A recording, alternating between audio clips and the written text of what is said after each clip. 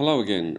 In this tutorial I will be showing you how to create a 6 by 4 inch postcard and we'll call it Autumn Girl, and in this tutorial we'll look at some of the basic features of using Photoshop. So in the process of creating this postcard we're going to learn quite a few tricks with Photoshop.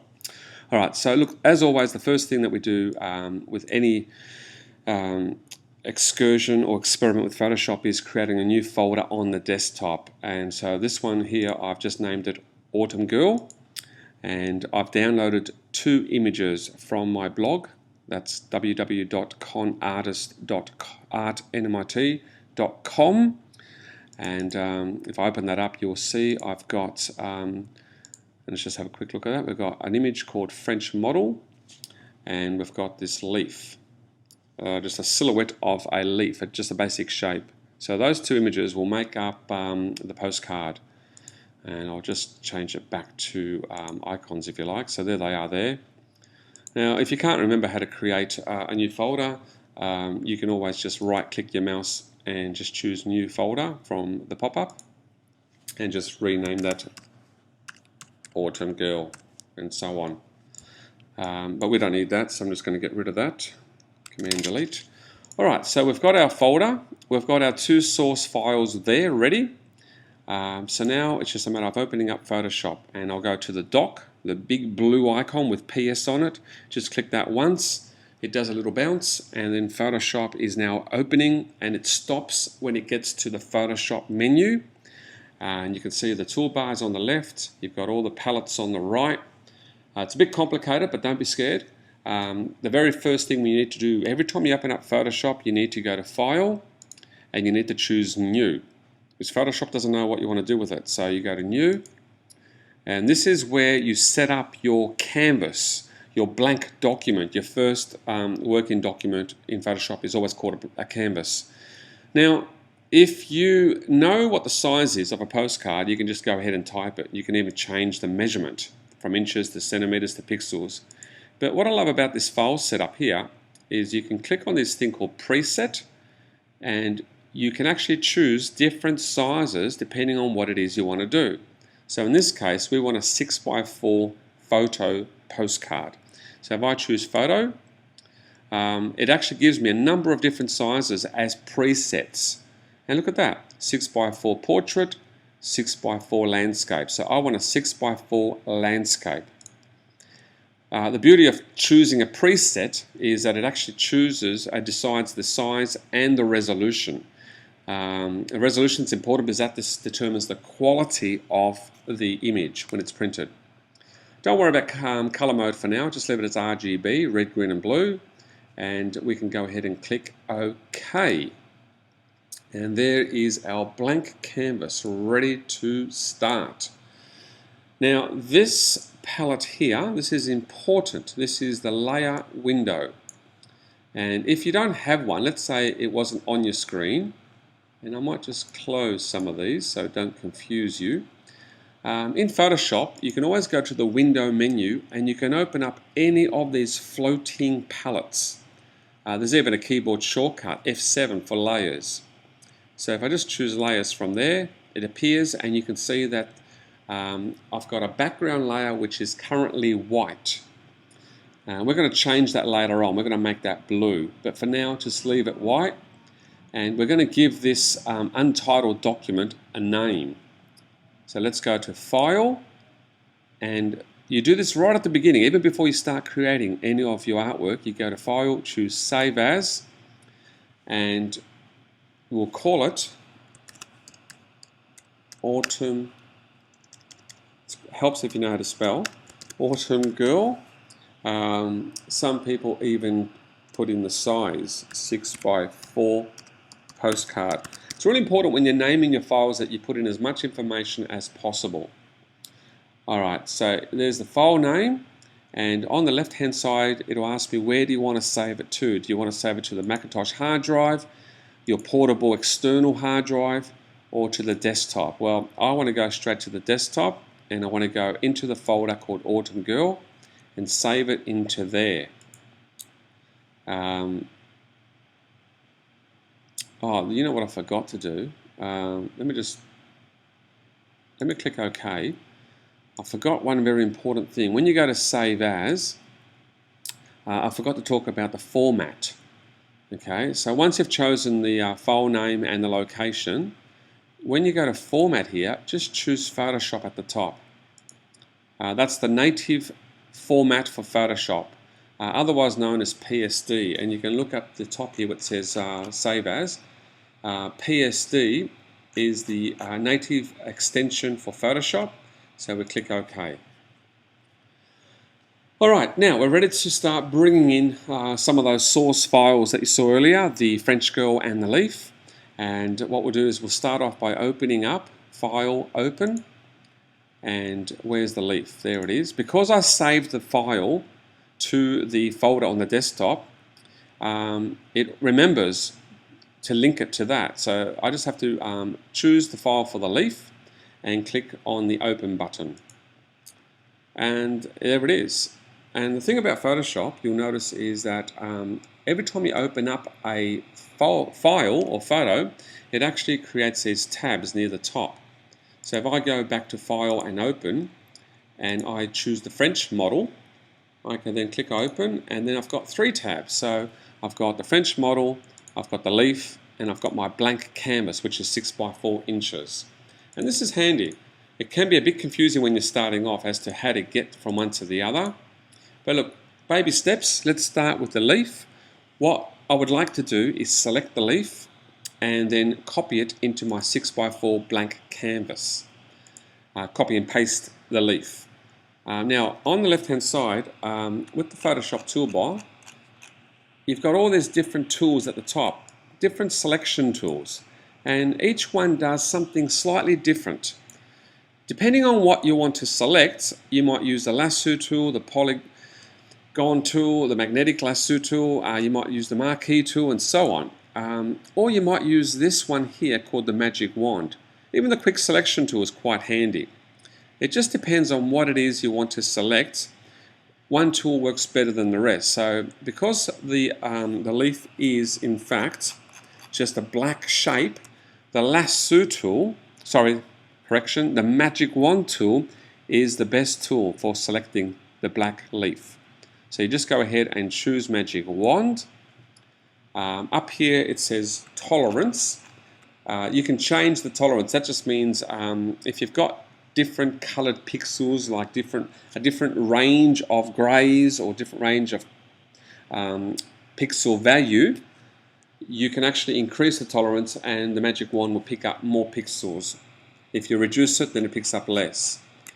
Because it's just black, the leaf that is, even if I type in 5 for my tolerance and click on the leaf with my magic wand, I don't know if you can see it, it's actually selected all the black pixels, so the whole shape is now selected. If I type in 1, it still works because there's only one color in this image, it's black. So when you're selecting areas of a photograph or an image with the magic wand, the higher the tolerance, the more colors it'll pick up. And of course with black and white it's pretty easy, just leave it on 5, 1 or 5. So I'm just going to select the leaf shape with my magic wand. I'm going to go up to Edit and I'll choose Copy. Okay, this is very similar to a PC, or Command C on a Mac, Control C on a PC. Alright, so I've copied the leaf shape onto the clipboard. I can now go to my blank 6 by 4 canvas, back to Edit and Paste, or Command V. And there it is. I now have a leaf sitting on my blank canvas, and this is important. Have a look what's happened in the layer palette. Okay, it's landed there as layer 1. Now what I want to do is go back to the toolbox and click on the Move tool, which is the little arrow at the top of the toolbox. The Move tool, there it is. And that means I can drag the leaf around. Okay, so if I don't want it dead center, I can move it here, I can move it there, and so on. Now, apart from moving it, you may actually want to change the shape of the leaf and the rotation. So this is when you go to this beautiful feature in Photoshop called Transform. Okay, with transform you've got all these options: perspective, warp, distort, so on. You can rotate, you can flip. I often use free transform, which is just Command T. So just watch this. I'm going to go and press Command T. Alright, so here we go, Command T. As soon as you go Command T, there's little handles appear. This box, rectangle box appears around the shape, and there's little handles. Now, without the Shift key, I can distort the leaf. I can stretch it, and that's without the Shift key. If I press the Shift key, I can keep it all to scale. So if you ever want to resize a shape, if you go Command T and then hold the Shift key, you can actually resize it. More than that, if you go to the left-hand corner or any of the corners, you can rotate it. So any of the corner handles allows you to rotate the leaf all the way around 360.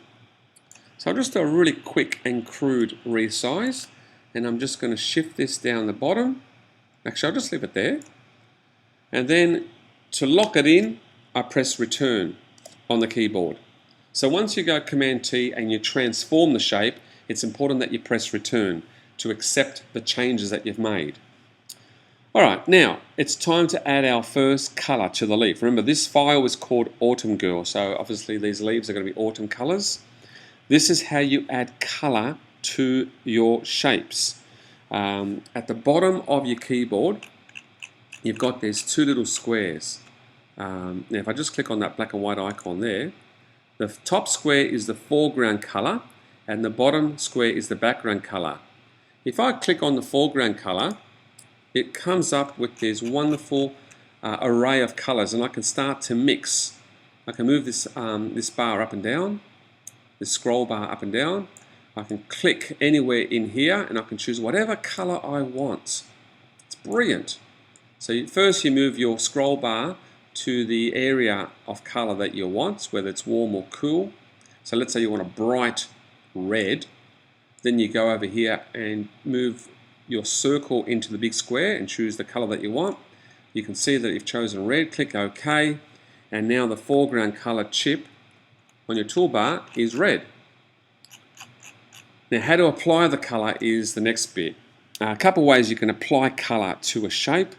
The first way, of course, is you go to a tool in your toolbar called the Paint Bucket tool. Okay, and then you just basically move over the shape and click once with your mouse, and the shape takes on that colour. So let's say you don't want red, you want green. Back to the foreground colour, move the slider to the green area, and let's say you want some sort of warm green, something like that. And then Paint Bucket tool, and then of course click the shape, and now you've got the next colour. So that's the first way of choosing colour. The second way is with the swatches window. Okay, and again that's under the window menu, and there it is down the bottom, swatches. So with the swatches window, you've actually got these colours already pre-mixed. So you just choose whatever colour you want, and if you notice, don't double click it, sorry. If you click on whatever colour here, the foreground colour changes accordingly over under the toolbar. So let's just do this bit by bit. Our first leaf is green. I'm now going to change the layer name. So instead of layer 1, I'm just going to double click there and change it to, guess what? Green leaf. Okay, and that is our first layer, already coloured and resized. Now I want another leaf. So do you remember how we copied and pasted before the black leaf? If I just choose paste again, I get another leaf automatically from my clipboard dispenser. So now what I'll do is just again Command T. I might just rotate that a little bit this way. I'll hold down the Shift key and just resize it a little bit, and I'll just move it over here and press return to accept my changes. And this time I'll go for an orange, and my Paint Bucket tool is ready, and there's the orange shape. And again, Command V is the shortcut for paste, and Command T is the shortcut for transform, Here's another leaf coming up now. I'm just going to leave this exactly the same size. Press return. I'll choose a yellow. And look, if you're not happy with the yellow in the swatches palette, you can always go back to your toolbar and change it here. So I want it more like a chrome yellow, like that. And again, with my paint bucket tool, there I've got my yellow shape. Let me do another leaf. Command V. Now, this time what I'll do is I'll go to Edit and I'll choose this wonderful transform feature called Warp. Okay, when you choose Warp, it lets you move these individual handles, and you can actually physically change the shape of the leaf.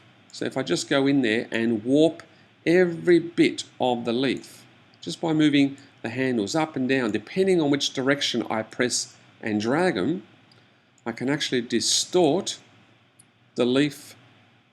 And this is a wonderful way of making it look as if you've got different shape leaves, and no one will guess that they all came from the same source.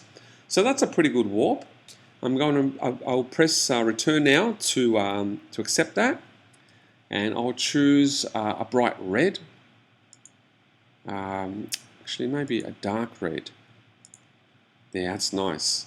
And just for the record, I'll rotate that as well. Command T. Go to the top left-hand corner and rotate it. And I'll just move this here. Alright, so I'm just doing this as a way of just copying and pasting and changing color. And you can see already in my layer palette, it's getting quite busy here. So I might just go and double click each layer name and change it to the color of the leaf. So this one's going to be, guess what, orange leaf. The yellow one, double click the layer name and change it to yellow leaf. Spell it properly, Con. There you go. And this one is red leaf. Alright, so we've got 4 layers. Now, I'll just show you the power of the layer palette. Let me just zoom out. Alright, so the stacking order is determined by the layer palette. At the moment, the green is at the bottom of the stack. And you can see, quite rightly, all the other color leaves are on top. If I decide I want the green leaf to be on top, I just press and drag it from the layer palette to another position. So now it's on top, and you can see it's on top. If I go back to the move tool, there it is, on top of the yellow and the red one. If I decide, no, hang on, I want the yellow leaf to be on top, you just drag that like that. So the stacking order is largely determined by the palette, the layer palette. Depending on what you want to be on top and the order of appearance, you can actually alternate and press and drag. So I want the orange one to be above the yellow. There it is there. And now I've got a lovely arrangement of leaves. And maybe this isn't perfect, but it just sort of demonstrates how the layer palette works. And I can look at any time, if I want to, let's say someone says, oh, the green leaf is too big. You go and select the layer for the green leaf, Command T, hold down the Shift key and press and drag to make the green leaf smaller. And then press return to lock it in. If you decide the yellow leaf is too big, you have to select the layer for the yellow leaf first. If you don't select the layer, then Photoshop doesn't know what you want to do. And in fact, you won't be able to do anything. So always select the layer first for the image that you want to manipulate. And for instance, if I change my mind now and say, oh no, hang on, the red leaf has to be bigger, you select the red leaf layer, Command T, and you can make it bigger or smaller. Or you can just rotate it a bit. And you can spend half a day creating these patterns, this leaf pattern all around your postcard, just by copying and pasting and colouring the leaf. Now, another nice feature that I found out with Photoshop is, let's say you have got 4 coloured leaves and you just want to keep those colors but just create another 4 exactly the same but move them to a different spot. What you can do in Photoshop is you can actually select the layers. So let me go and select each one by holding down the Command key. So watch this. I'm clicking each layer and I've got 4 layers selected now. In fact, all the leaves are selected with the Command key. Command click, that's called. Now if I go up to this little pop-up menu here and choose duplicate layers, okay, just ignore this window, just click OK. Photoshop gives me 4 more, exactly the same. So if I press and drag, look at that, I've got 4 more leaves. And alright, that one's got a bit of black in it, I can fix that up later. But I can now move these to a different spot. So if I just deselect those layers and click on this red leaf copy, Command T, I can rotate this so it sits like that. Press return. The same with the green, Command T, rotate it all the way around. And that's a really easy way of creating a whole bunch of images or a whole bunch of leaves, in this case, without having to copy and paste from the clipboard all over again. I'm just sort of doing this slowly, but you can see it's a wonderful feature, the duplicate layer. And let's say you don't want the orange too close to the other orange, I'll just shift it over here. And I might just bring that orange a little bit down. So every time I want to change something, I have to remember which layer I'm at. Gets a bit confused now because I've got, what, 8 layers, 8 leaves on the screen, and I have to know which one I am moving. Otherwise it can get really, really tricky. So I know that I'm moving this one over here. I might just shift it to the top of the stack. Command T, rotate it a bit. Let's just get rid of that swatch palette for a minute, it's in the way. And the idea, if you're creating a postcard like this, you don't want it to look like it was just duplicated. You want to create the illusion. Let me bring the orange one to the bottom of the stack. You want to create the illusion that you spent quite a bit of time on each leaf. And I might just do that. Okay, so look, I could spend so much time creating leaves, but just to cut to the chase, that's just a simple tutorial on how to create a repetitive pattern using the same shape. Now I haven't saved this for a while, so I'm just going to go File and Save. Yep, thank you. Now the leaves have been coloured with just flat paint, in other words. So I haven't done any sort of rendering, there's no sort of highlights or shadows, and that's a different tutorial, but I'll just demonstrate this tool that you might like. I'll just zoom in so you can see what I'm talking about. In your toolbar, you've got this little tool over here, just underneath the eyedrop, and it's called the Dodge and the Burn tool. Now for those who have done photography in the old days, when they used enlargers and chemicals, darkroom photography, you might be familiar with these techniques. Now dodging will basically make an area lighter if you press and drag over the top of it. Burning will make it darker. So let's just go and see this yellow leaf here. I'm going to go and select the layer for the yellow leaf. Okay, so I've got the layer leaf copy, which is the one at the top. Now I will make my, what have I got? I have got the dodge tool, and I'm going to make the brush shape a little bit bigger. Now if you make the brush shape, let's go to about there, see how big it is, and 0 hardness, you want the brush to be soft, so make sure that's on 0. Watch what happens when I start pressing. Okay, I might have to change that to the word highlight. Okay, I don't know if you can see it. It's getting lighter. There's an area of the leaf that's getting lighter. Okay, if I go to this red one, okay, that's better. You can see that. Okay, so the corners of the leaf, I've just made them, just by using the dodge tool, I can make an area of the leaf lighter than before, and the green one, that's a bit more obvious.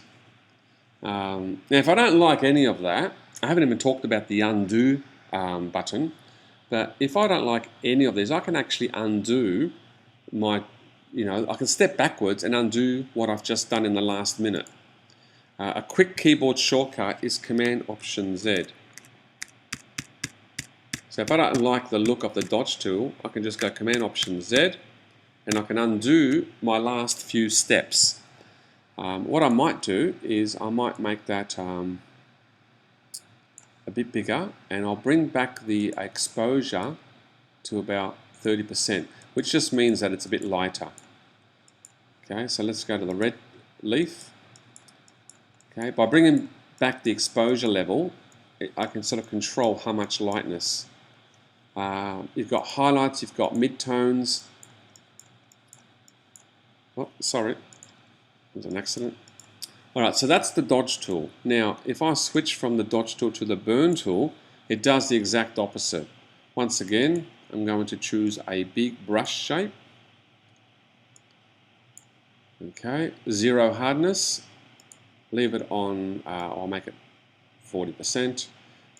Go to highlights, and there's my red leaf. I can darken the leaf now by using the dodge tool. See how it's getting darker? Go to the yellow leaf, I can darken the corner.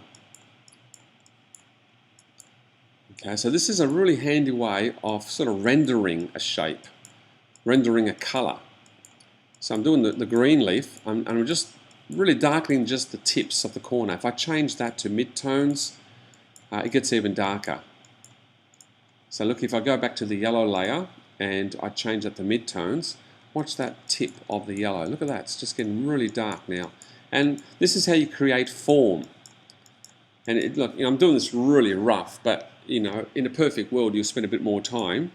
If I go to that original yellow leaf down the bottom of the screen, I can start rendering that, and just gentle drags of the mouse on the corners of the leaf, and then if I change that back to the dodge tool, you can make parts of the leaf lighter. Let's change that to highlights. So just here, for instance, I might make that lighter, and oh, too much. And you can actually create a wonderful effect with the leaf. In fact, if you did this perfectly, you'd have leaves that look kind of really well rendered. All right, look, assuming that we've done enough with the leaf, and we haven't really, but let's just sort of stop playing around with the leaves now. Let's go back to that other image that I opened up before, which is the one of the girl. Now, where did she go? I actually accidentally moved her. So I can close that now because I don't want that silhouette leaf. And let me just find out where that girl's gone. French model, there she is there.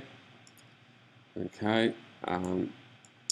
Now, this photo of the girl, I'm going to copy the whole photo and drag her, and copy and paste it into my 6x4 postcard. So for this, I will need to go, and I'm not using the magic wand. I'm going to go to select all, because I want the whole image. So select all is Command A. I'm going to go to edit and choose copy, and I will now go to my postcard and choose paste. So back to edit. Now, when I've chosen paste, it's landed right there smack in the middle of my layer palette, and you can see that there are some leaves above her and some leaves below her. If I move her up the order, more leaves get covered because, of course, the photograph has a black background as well. If I put it down to the very bottom, just by dragging it to there, say, there you go, all the leaves are on top, and you can just see that her eye is showing. And in fact, I can go to the move tool and move her slightly across. Okay. Now, the photograph of the French model was actually bigger than my 6x4 canvas. I'm just going to zoom out a little bit. I'm just going to zoom out, and I'll just make my window a little bit bigger because I just want to show you what the whole area looks like. I've got the layer for the French model selected. It's called layer 1. I'm just going to change the name of that to French girl. And I will go and select the layer and go Command T. Now Command T brings up the dimensions of the original photo, and I can now hold the Shift key and make it slightly smaller. There you go. I don't want to go too far that way. I just want to sort of position her roughly on the right hand side of the postcard, and then press return to lock it in. Now the problem with this photograph is the fact that I've got this black area on the left hand side of the face. If I wanted to delete that, I've got two options. I can use the magic wand again, magic wand. I can click on the black area. Because it's one great mass of black pixels, it'll select just the black area, and I can press the delete key on my keyboard, and the black area has been deleted. If I press Command Z, it comes back. That was just Command Z for undo. Another way, if I just press Command D, I can deselect that selection. So that's the other tip I forgot to mention. If you select something with the magic wand and you want to deselect it, just press Command D on your keyboard. Now, another way is if you go to the eraser tool, okay, which you'll find is just, where's the eraser tool? It's here. And you've got the eraser tool, you've got background eraser, and you've got magic eraser. If I click on background eraser and click anywhere in the black area, nothing happens. Oops, it must be the magic, sorry, it's the wrong one. It's the magic eraser I want. So even I forget. Click anywhere in the black area and it disappears. If I was to be a really crude, I might click on her skin with the magic eraser, and look what happens. It removes areas of pixels that are almost the same color value. Okay, so the magic eraser is pretty good for getting rid of plain background colors. So like that. Now I don't want that area next to her face, so I've just removed that. And if you look at the layer now, you can see the checkerboard pattern tells you that there's nothing there. So that's actually worked. The reason it looks white is because the background is still white. Now I'm going to select the background and I'm going to change that. I'm going to choose a nice sort of blue from my swatches palette, and then I'll go to my paint bucket tool and click anywhere in the background, and you've got this blue color. In fact, let me go and choose a more smoky blue. Yeah, that's something like that is pretty good. So now I've got the girl, the face of the girl, floating above this blue background, and it's pretty close to finish. I can decide I want to move leaves around. Like if I decide that I want to see more of the girl's mouth, I can select, say, the bottom orange leaf, move that across here. I can select the bottom yellow leaf, move that slightly there so we can see more of the girl. I can even rotate, Command T, don't forget Command T. I can rotate that. And now move it, press return. So I can reposition the leaf as I start building up the composition of my postcard. Even that top leaf, I find it a bit too overwhelming. So maybe I'll just move it there. The yellow one, I don't want it to sort of hit her eye. So you'll notice that I'm just selecting the layer first. It's really important to know which layer you're working on. Let me just move that. Where shall I put that? You know, it's a bit big, so I'm just going to reduce it in size. Command T, Shift and drag, move it across here, and then press the return key. Once you get really good at Photoshop, you start playing the keyboard like a piano. You're just doing all these keyboard shortcuts. Now, here's a really nice feature that you may want to use from time to time.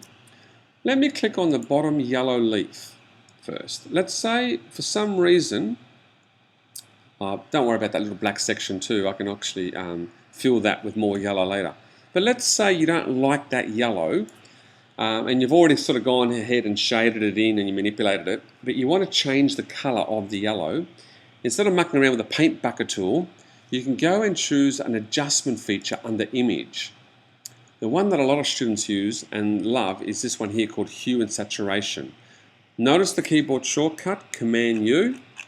Okay, now what we're going to do is we're going to choose hue and saturation. I'm just going to move this slightly to the right. We've got the preview box ticked, which means that if I start moving these sliders, watch what happens to the color of the yellow leaf. I'm actually changing the color at will.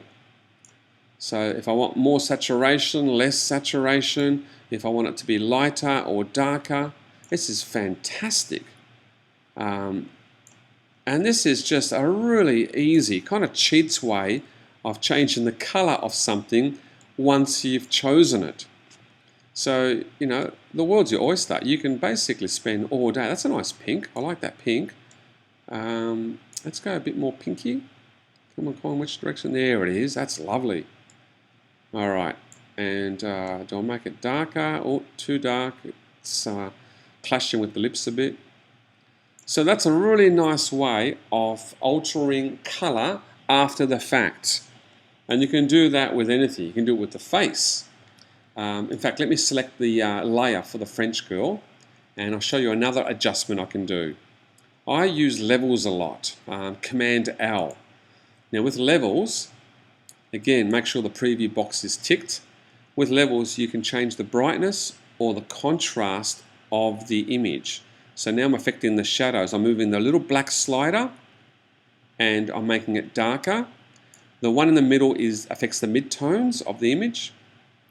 So if I thought, geez, you know, she's too overexposed, I want to bring that grey slider down a little bit, I can actually do amazing things just with the level command.